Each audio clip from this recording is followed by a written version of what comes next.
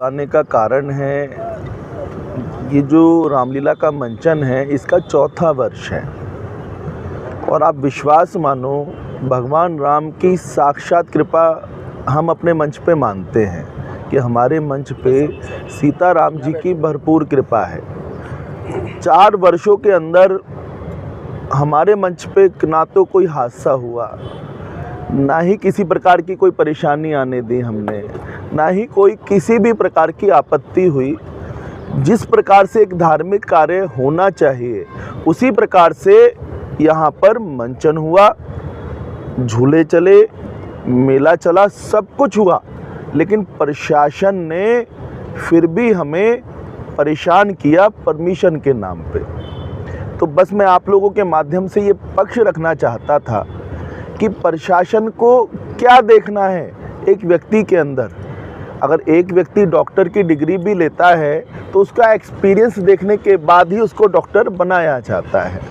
तो हम तो अपना एक्सपीरियंस लेने के बाद तब प्रशासन से परमिशन मांग रहे थे, फिर भी हमें परेशान किया गया।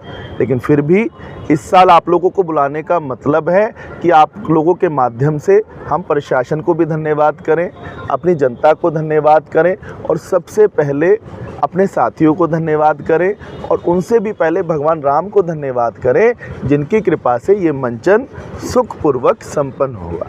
सर, जानना चाह रहे थे कि आप जैसे जिक्र कर रहे हैं कि परेशान किया गया है प्रशासन की ओर से, थोड़े से उसको विस्तार पूर्वक बताइएगा कि परेशान कहाँ कहाँ किया गया और क्या परेशानी मिली आपको परमिशन में और किसकी जगह पर परेशान किया गया है। ये मंचन का चौथा साल है और चौथे साल के अंदर परेशानियां पैदा हुई। हमें पता चला कि कुछ अधिकारियों पे दबाव है, मैं नाम किसी का नहीं लूँगा, कि इनको परमिशन ना दी जाए। तो प्रशासन ने क्या करा, खुद मैं अध्यक्ष था रामलीला का, अब इस साल नहीं हूँ, तो प्रशासन ने क्या करा, मेरे रिकॉर्ड निकाले, जो मुकदमे मेरे ऊपर नहीं हैं उन मुकदमों का जिक्र किया। जो नहीं है मुकदमे मेरे ऊपर, कुछ मुकदमे हैं क्योंकि मैं प्रॉपर्टी का काम करता हूँ, मेरा प्रॉपर्टी का व्यापार है और अपनी प्रॉपर्टी, अपनी चीज़ की रखवाली करने का अधिकार मुझे प्रभु ने दिया है, लेकिन मुकदमे दर्ज होना अपराध की श्रेणी में नहीं आता है। तो प्रशासन ने हमें परमिशन देने से मना कर दिया। मैंने कहा चलो साहब ठीक है, हमारे अंदर दिक्कत हो सकती है, हमारे पंडित जी के अंदर तो दिक्कत नहीं है, इन्हें दे दो। चलो जी, पंडित जी को भी मना कर दिया। चलो जी, पंडित जी भी बहुत गंदे आदमी है, हमारे कमल मेहरा जी को दे दो।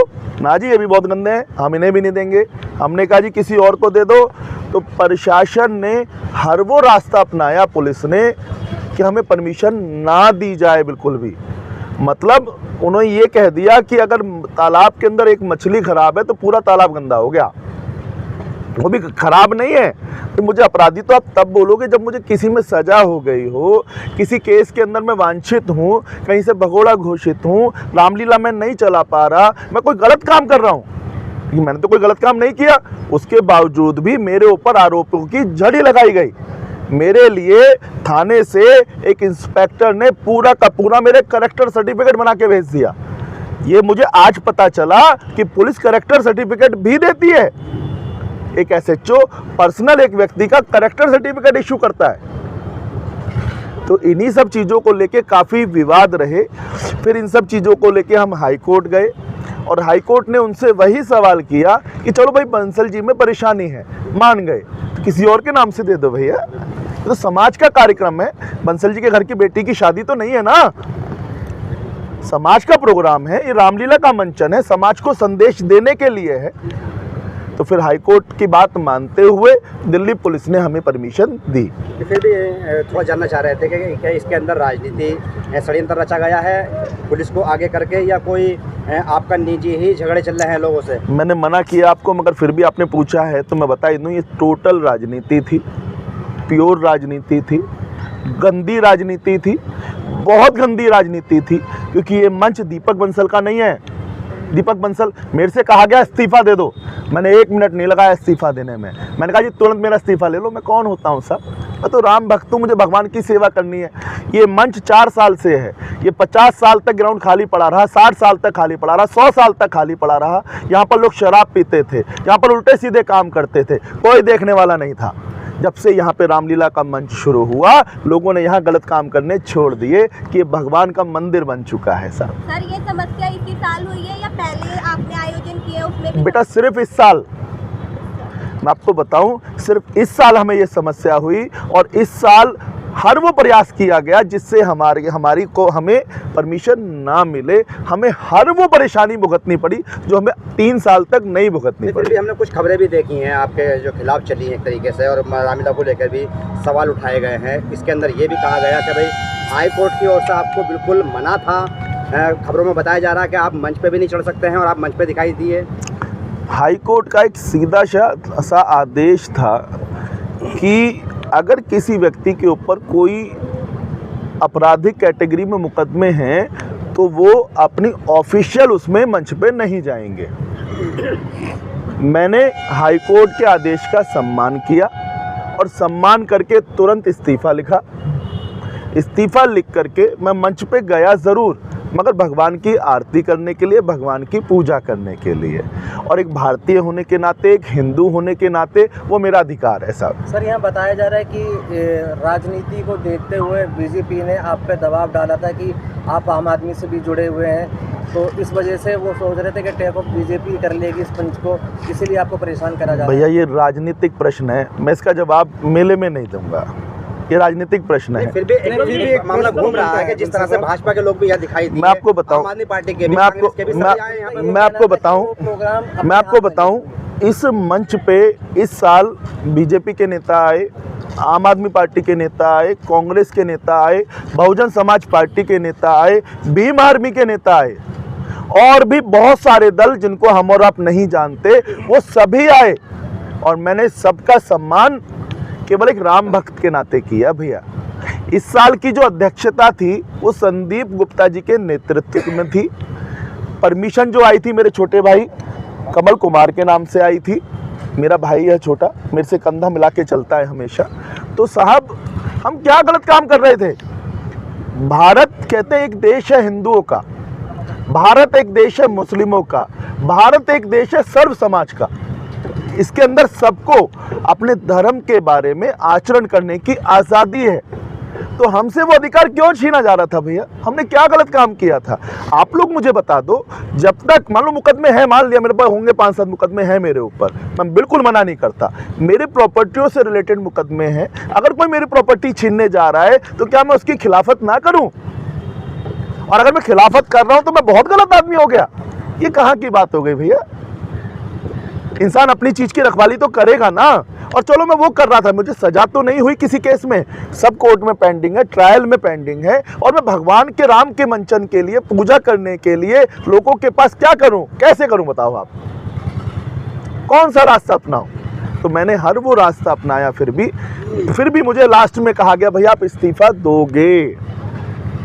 मैंने इस्तीफा दिया और इस्तीफा दे करके मैंने मंच पर एक राम भक्त का रोल अपनाया। इससे ज्यादा मेरी कोई औकात नहीं। प्रशासन पे गंभीर आरोप लगा रहे हैं, दिल्ली पुलिस से हुई है या डीडीए से भी हुई है? जहाँ तक कहना है डीडीए लैंड है।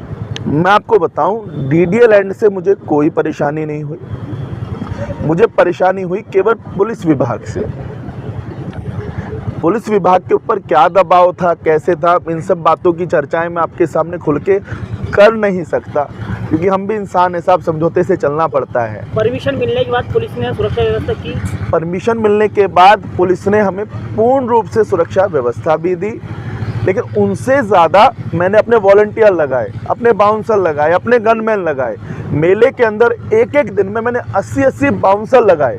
हमारा मेला एक ऐसा मेला, आप मेलों में और जगह भी जाइए, आप देखेंगे आपको बाउंसर नहीं मिलेंगे, आपको लोगों की सुरक्षा नहीं मिलेगी। जब आप जाएंगे ना, वहाँ 2-4 हादसे ज़रूर हुए होंगे। आपने अपने मुकदमों की बात की है, लेकिन आपका एक ऑडियो वायरल हो रहा है किसी महिला के साथ मकान पे कब्जे को लेकर, क्या सच्चाई है? वो ऑडियो बिल्कुल फेक है। जिस व्यक्ति ने वो ऑडियो वायरल किया है, मैं उस पर मानहानि का मुकदमा भी कर रहा हूं, और मानहानि के मुकदमे के अलावा उनसे पूछूंगा कोर्ट में जाके कि ये ऑडियो आपके पास आया कहां से, इसको आपने कैसे बनाया। ये तो ये जितने भी ऑडियो है, वीडियो है, ये सब के सब रामलीला से पहले ही क्यों वायरल की गई है? ये सो फिर आपके सवाल में ही जवाब छिपा है ना साहब, आपके सवाल में जवाब छिपा है सीधा सीधा। रामलीला से पहले, ये रामलीला के दौरान ही सबको याद आया बंसल जी बहुत गंदे आदमी है। उससे पहले तो बंसल जी बहुत अच्छे आदमी थे। सबको याद आया क्योंकि रामलीला छीननी थी ना बंसल जी से। रामलीला ऐसे लग रहा है बंसल जी की घर की बाप होती है, ये तो भगवान का मंच थोड़ी ना है ये तो बंसल जी अपनी चलाते हैं यहाँ पर। तो मैं किसी का सम्मान थोड़ी ना करता हूँ, मैं लोगों को पटका थोड़ी ना बनाता हूँ, लोगों से आरती थोड़ी ना करता हूँ। मैं आपको बताऊँ, मैं खुला चैलेंज दिल्ली को भी सबको देता हूँ एक तरीके से। मेरा मंच एक ऐसा मंच है, अगर कोई नॉर्मल व्यक्ति भी आता है तो इस मंच पे आरती करता है साहब। रात को मैं खुद घोषणा करता हूं कि मेरे भाइयों आप मंच पर आओ, ये भगवान का मंच है। साल में 365 दिन होते हैं और 365 दिनों में 354 दिन आप भगवान की फोटो से पूजा करते हो। मात्र 11 दिन मिलते हैं जिनमें आप भगवान की साक्षात पूजा कर सकते हो। तो आप मेरे साथ आओ, मंच पे आरती में शामिल हो और भगवान की जय जयकार करो। दीपक जी, दिल्ली सरकार ने ऐलान किया था कि जितनी भी रामलीलाएं दिल्ली में हो रही है हम बिजली फ्री देंगे। सर, अपनी रामलीला को बिजली फ्री मिली? अभी तक हमें नहीं पता भैया, वो तो जब बिजली का बिल आएगा तब हमें पता चलेगा कि दिल्ली सरकार ने क्या सुविधा दी है। जी, आखिरी सवाल ये है कि कहीं ना कहीं आप कह रहे हैं राजनीतिक रूप से साजिश है ये, और ये इस समय वर्तमान में केंद्र में भी और दिल्ली में भी बीजेपी की सरकार है, कहीं ना कहीं यानी कि आप बीजेपी पर निशाना साध रहे हैं? नहीं, मैं बिल्कुल आपसे पहले कह चुका हूं कि राजनीतिक सवालों का जवाब मैं नहीं दूंगा। मैं बिल्कुल आम आदमी पार्टी का कार्यकर्ता था, हूं। मैंने बीजेपी या कोई दूसरी पार्टी अभी ज्वाइन नहीं करी है, लेकिन यहाँ पर मैं केवल एक राम भक्त हूँ साहब। मैं किसी पार्टी का आदमी नहीं, किसी पॉलिटिक्स का आदमी नहीं। मेरे भैया सोनू भैया बीजेपी के नेता हैं, लेकिन इन्होंने भी यहाँ पर सिर्फ एक राम भक्त का रोल अपनाया, यहाँ पर हर वो सेवा करी। हम लोग भैया सुबह आ जाते हैं ग्राउंड में, 7-8 बजे आ जाते हैं, रात को 3 बज रहे हैं, 4 बज रहे हैं, हमें नहीं पता कितना समय लगता है। ये बहुत मेहनत का काम है। इतनी मेहनत करने के बाद हम अपने आप को सफल तब मानते हैं जब भगवान सीताराम जी का आशीर्वाद हमें मिलता है, हमारे बच्चे स्वस्थ होते हैं और जनता को हम उनके आदेशों से, उनके आशीर्वाद से अवगत करा सकते हैं। भविष्य की बात सोची जाए तो क्या आप मांग करना चाह रहे हैं, क्योंकि हाई कोर्ट और दिल्ली सरकार या यूँ कहा जाए केंद्र सरकार बहुत सिस्टम है जो कि जुड़ जाते हैं एक रामलीला कमेटी से, या यूँ कहा जाए रामलीला से, तो किससे क्या मांग रखना चाहते हैं आप? साहब, मैं तो कोई मांग नहीं रखना चाहता, बस यही कहना चाहता हूँ कि जब भी कोई विवाद होता है तो इंसान ना दोनों पक्षों को सुनता है। एक पक्षीय फैसला नहीं देता, लेकिन हमारे साथ हुआ, हमारे साथ एक पक्षीय फैसला दिया गया। मान लो एक पक्ष ने आरोप लगाए, उसको मान लिया गया। जो कि आप लोग मुझे बता दो, क्या ये तर्कसंगत है? मुकदमे है, मान लिया मैंने। मुकदमे क्या पिछले साल नहीं थे मेरे ऊपर? 2024 में नहीं थे, 2023 में नहीं थे, 2022 में नहीं थे, तब तो मुझे परेशान नहीं किया गया। मैंने ऐसा इस साल क्या हो गया कि दीपक बंसल अपराधी हो गया बिल्कुल। और चलो दीपक बंसल अपराधी है, मैं मान लिया, चलो मैं बहुत गंदा आदमी हूँ साहब, मैं कह रहा हूँ मैं बहुत गंदा, मैं ठीक आदमी नहीं हूँ बिल्कुल भी, प्रशासन की नज़र में बहुत बुरा आदमी हूँ। तो क्या हमारे पंडित जी बुरे थे? क्या कमल कुमार जी बुरे थे? कोर्ट में जाने के बाद तो कमल कुमार जी के बाद नाम से परमिशन हो गई, उससे पहले कमल कुमार जी बुरे थे? चलो मैं अपने नाम से परमिशन नहीं लेता, कहा जाता भाई किसी और अपने अच्छे आदमी को ले आओ। हमारे लोकेश पंडित जी थे और मेरे बहुत सारे साथी थे, उनको उनके नाम से देते, उन्होंने एक तरफा फैसला सुना दिया जी हम नहीं देंगे परमिशन आपको। ये कहाँ की तर्कसंगत थी बात?